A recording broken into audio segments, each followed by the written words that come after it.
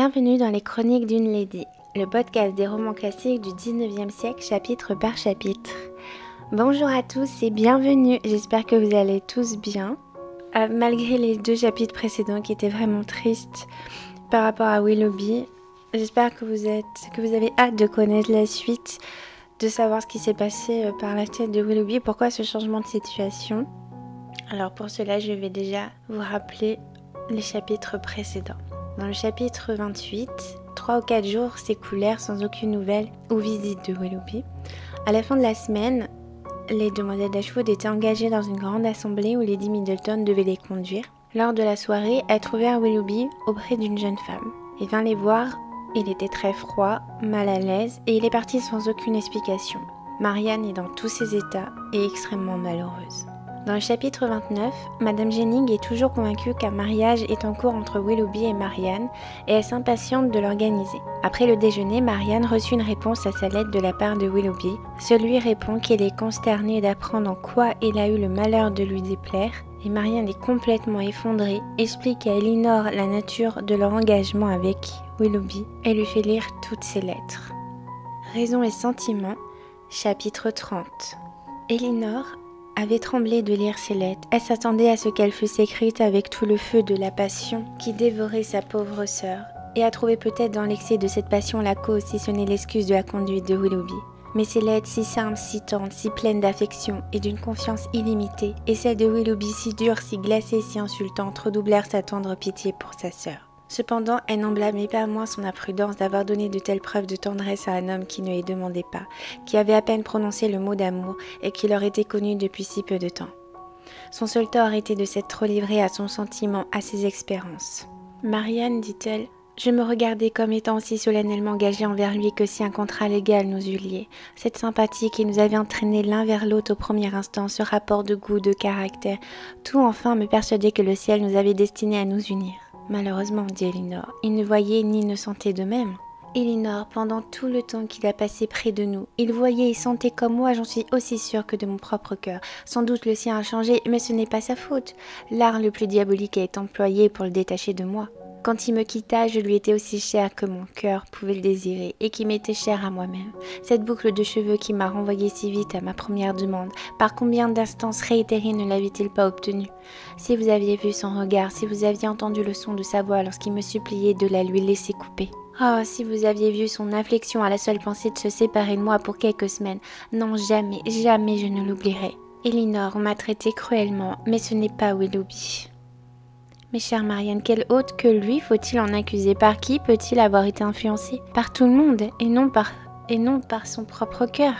Chère Marianne, si vous croyez avoir des ennemis assez méchants pour vous nuire par des calomnies, c'est un louable et raisonnable orgueil que celui qui nous donne le sentiment de notre propre dignité et qui nous élève au-dessus des gens qui mettent leur bonheur à exploiter la calomnie. Non, non, s'écria Marianne, un malheur tel que le mien ne laisse aucun orgueil, il m'est égal que tous ceux qui me connaissent sachent combien je souffre. Elles retombèrent toutes les deux quelque temps dans le silence, et Elinor se promenait de la cheminée à la fenêtre. Marianne assise sur le pied de son lit, la tête appuyée contre une de ses colonnes, tenant dans ses mains les lettres de Willoughby, la relisant phrase par phrase, et s'écria enfin.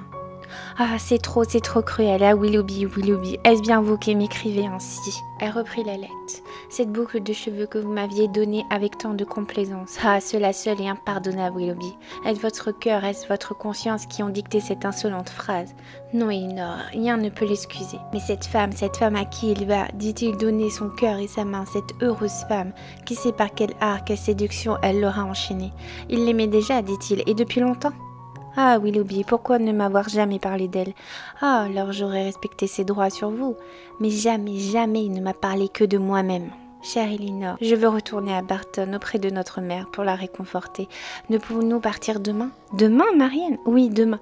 Pourquoi resterais-je ici? Je n'y suis venue que pour Willoughby. Qui ferais-je? Qui m'intéresse à Londres? Ah, personne, personne. J'y suis comme dans un désert. Il serait, je crois, impossible de partir demain, dit Elinor.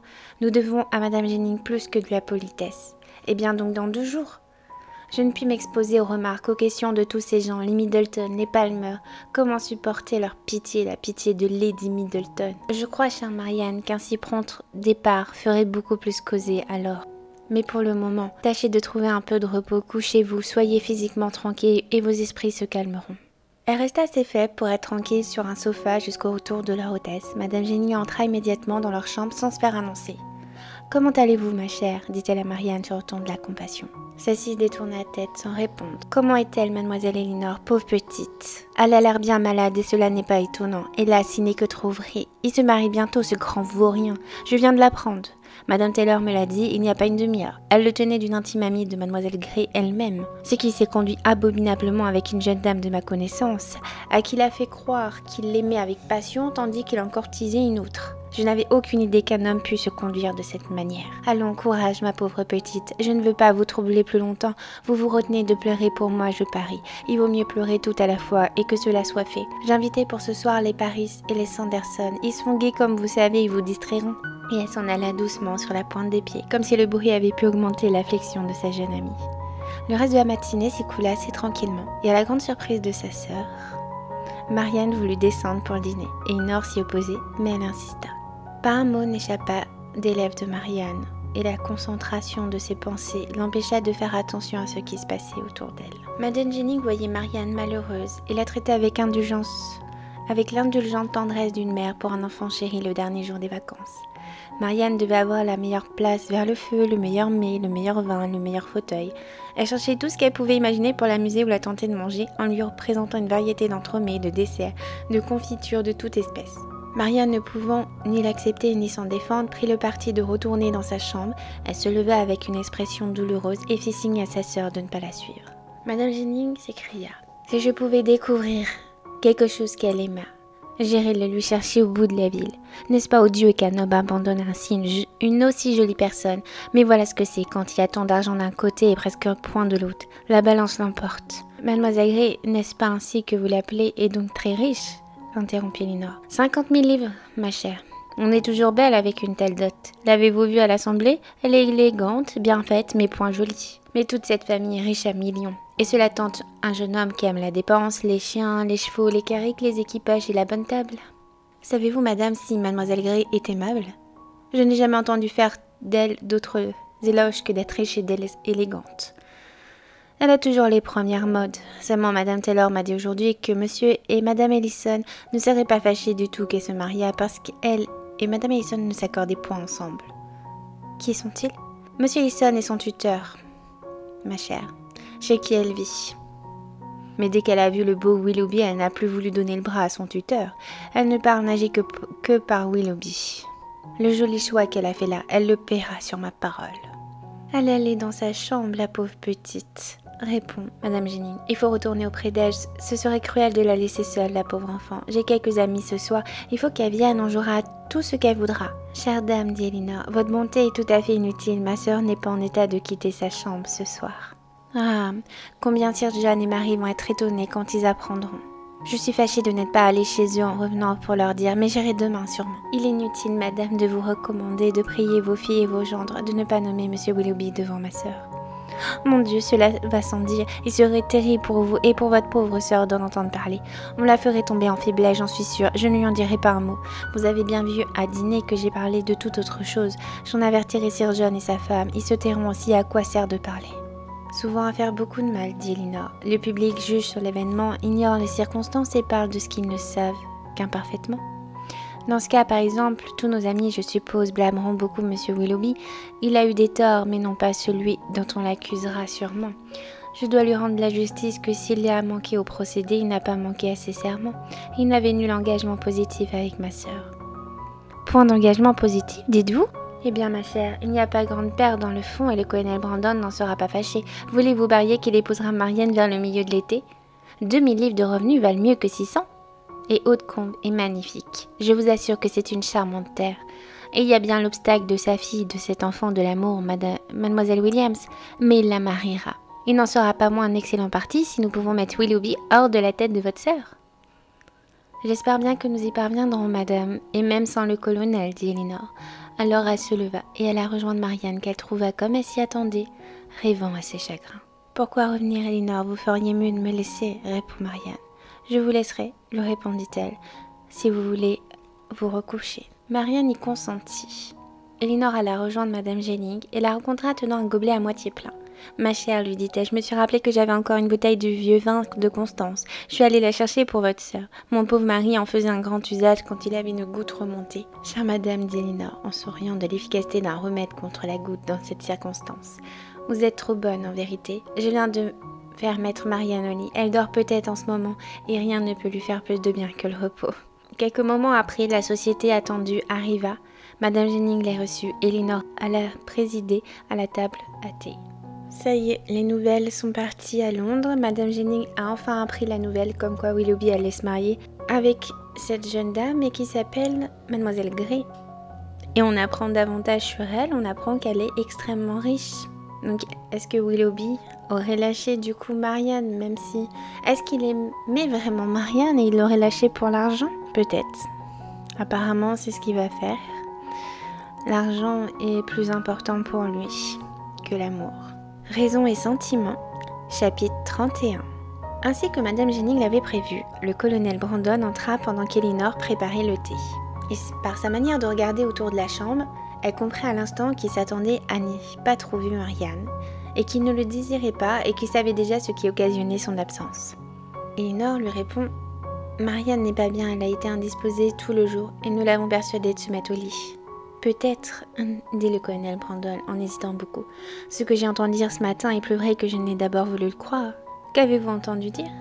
Qu'un gentilhomme que j'avais de fortes raisons de penser, de croire, d'être sûr même qu'il était engagé avec votre sœur, mais pourquoi me le demander?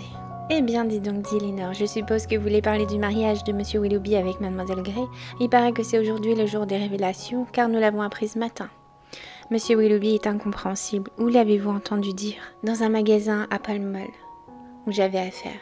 Deux dames en parlaient ensemble.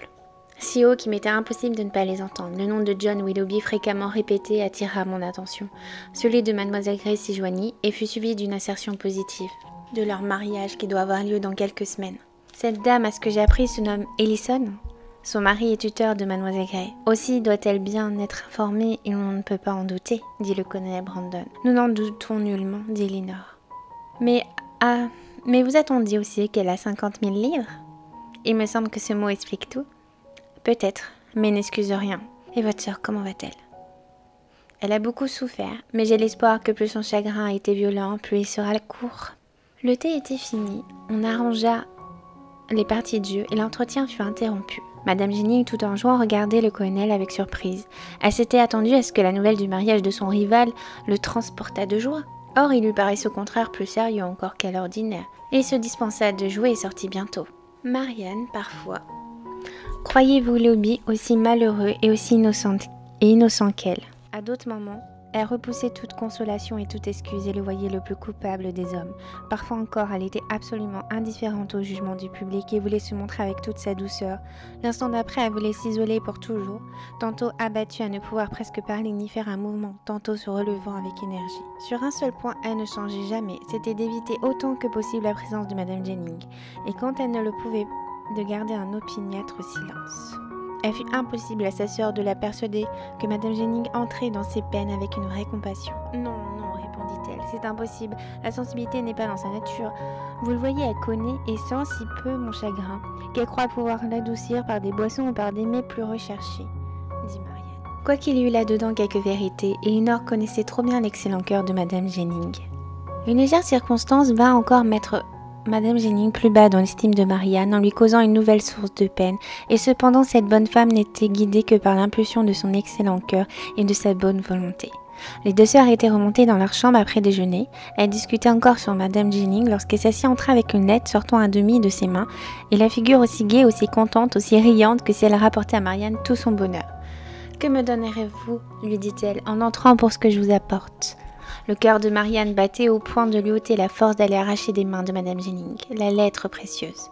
Son imagination mettait devant elle une lettre de Willoughby, pleine de tendresse, de repentir, expliquant tout ce qui s'était passé, et bientôt suivie de Willoughby lui-même se précipitant dans la chambre, tombant à ses pieds et confirmant par l'éloquence de son regard les assurances qu'il lui donnait. La lettre posée devant elle d'un air triomphant, et déjà Marianne reconnaît sur l'adresse l'écriture de sa mère, qui, pour la première fois de sa vie, serre douloureusement son cœur. La cruauté de Madame Jennings en la trompant ainsi lui parut au-dessous du reproche. Madame Jenny crut au contraire que c'était un excès d'attendrissement en la voyant complètement en larmes, causé par la vue d'une lettre de sa mère. Passé le premier moment, Marianne éprouva un sentiment de remords d'avoir aussi mal reçu une lettre de sa mère. Hélas, elle n'y trouva aucune consolation. Le nom de Willoughby remplissait chaque page. Madame Dashwood, confiante encore en son amour, en son honneur, ne croyait pas possible qu'on pût se lasser d'aimer sa Marianne. Elle témoignait une affection si sincère pour Willoughby et une telle conviction de leur bonheur lorsqu'ils se réunissent que le désespoir de Marianne devint une espèce d'agonie. Elle cessa enfin de pleurer et témoigna alors la plus vive impatience de retourner auprès de sa mère. Ce départ si prompt, si soudain, n'était pas du tout de l'avis d'Elinor. Elle craignait avec raison qu'une absence si brusque dans un tel moment ne nuisît à sa réputation et redoutait même les soupçons et les propos de Madame Jenny, excités par la colère où ce départ la mettrait sûrement. Elle lui dit qu'il fallait au moins avoir le consentement de leur mère, que leur frère, étant attendu tous les jours à Londres, trouverait fort mauvais qu'il parte au moment de son arrivée, et la raison se fit enfin entendre à Marianne.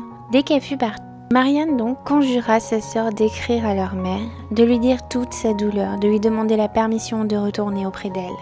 Il y avait un quart d'heure environ qu'elle était en train d'écrire, qu'elles étaient ainsi toutes les deux, Madame Jennings étant sortie pour faire sa sortie matinale, quand un coup de marteau à la porte fit tressaillir Marianne. « Qui peut venir de si bonne heure ?» dit Elinor. « J'espérais que nous étions à l'abri d'une visite. »« Qui serait sinon le colonel Brandon ?» dit-elle avec humeur. « Est-on jamais à l'abri de le voir entrer ?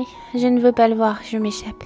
Un homme qui ne sait que faire de son temps envahit toujours celui des autres. » Et elle sortit par la salle à manger pour éviter de le rencontrer. Elinor, qui voulait achever sa lettre, hésitait si elle le recevrait en l'absence de Madame Jennings, mais il ne se fit point annoncer et il entra. « J'ai rencontré Madame Jennings dans Bond Street, » dit-il à Elinor. « Elle m'a engagé à venir auprès de vous et j'ai été charmée, je vous l'avoue, mademoiselle, de cette occasion de vous parler sans témoin. Mon seul motif, mon seul vœu, mon seul espoir est de donner peut-être quelques consolations. L'intérêt que je lui porte ainsi qu'à votre excellente mère m'a décidé à vous confier quelques circonstances, mais je vous en conjure, ne voyez dans cette confiance qu'un respect très sincère. » « Je vous entends, dit Elinor. Vous avez quelque chose à me dire sur Monsieur Willoughby qui dévoilera son caractère. Vous dites que c'est la plus forte preuve d'amitié que vous puissiez donner à ma sœur. Ma reconnaissance vous est donc assurée.